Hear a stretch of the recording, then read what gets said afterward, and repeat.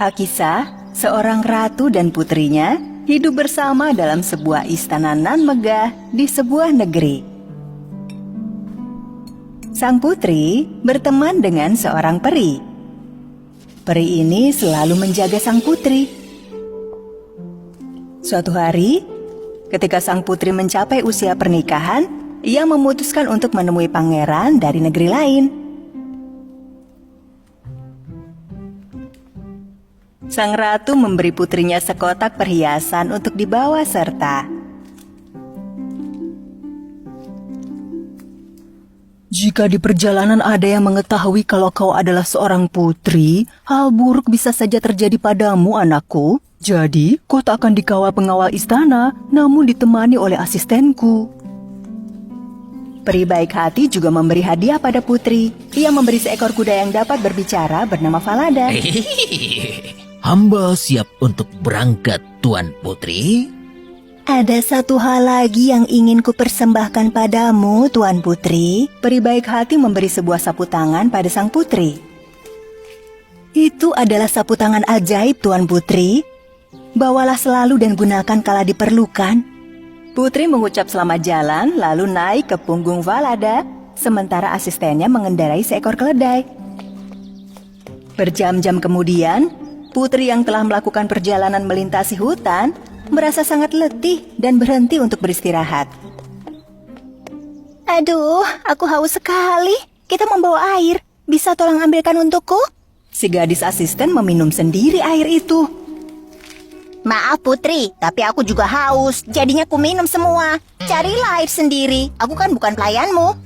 Putri terkejut melihat sikap tak sopan si asisten. Namun ia diam saja. Mereka pun melanjutkan perjalanan. Setelah beberapa waktu berlalu, Putri menghentikan perjalanan. Wahai asisten kerajaan, sudikah kiranya kau mengambilkan air untukku dari pancuran itu? Maaf ya Putri, sudah kubilang aku bukan pembantumu. Turun saja dari kudamu dan ambil sendiri airnya. Sang putri dan Falada saling memandang. Hamba mulai curiga dengan gadis asisten ini. Anda harus berhati-hati. Sang putri turun dari kudanya, berlutut lalu meminum air yang diraupnya dengan telapak tangan. Sapu tangan ajaib di kantungnya tiba-tiba berbicara. Hati-hati Tuan Putri, gadis asisten itu berbahaya. Namun ketika putri membungkuk untuk minum, sapu tangan ajaibnya terjatuh ke air. Ya ampun! Melihat sapu tangan ajaib mengambang terbawa air, si gadis asisten melihat sebuah kesempatan. Hilang sudah kekuatanmu. Sekarang, aku yang beri perintah. Lakukan apa yang kukatakan.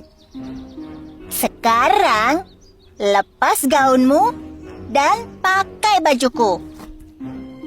Jika kau cerita yang sebenarnya, akan kujebloskan kau ke penjara.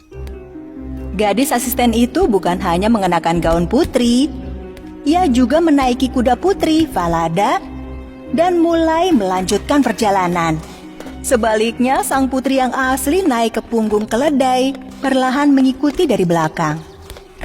Setelah beberapa lama, mereka akhirnya tiba di istana pangeran.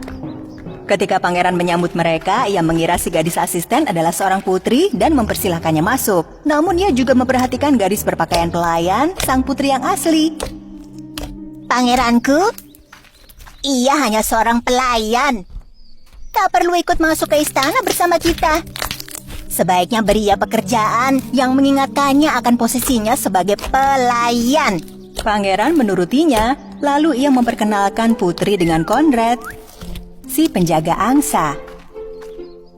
Dengan membantu Conrad, kau bisa menjadi penggembala angsa juga. Pangeranku, aku punya satu permintaan lagi.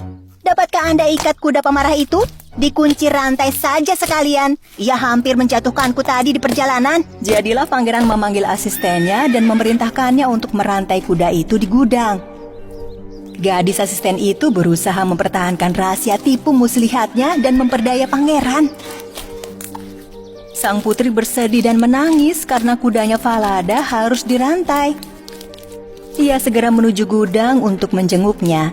Falada yang malang terlihat berdiri dengan kaki dirantai.